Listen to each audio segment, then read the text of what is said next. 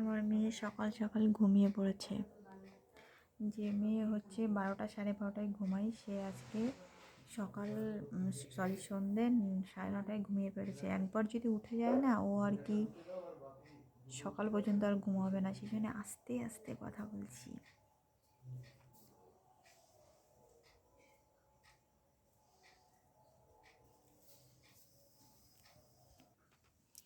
আর এখানে রাত্রের খাবার আছে রুটি আর মাংস, অল্প একটু ভাতও আছে।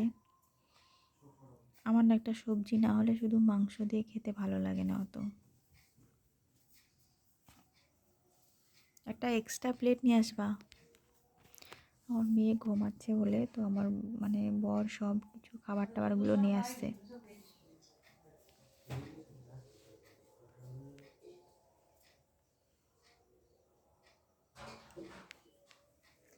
তো গুড নাইট, আজকে আর বেশি কথা বলবো না। মেয়ে উঠে পড়লে খুব মুশকিল হয়ে যাবে।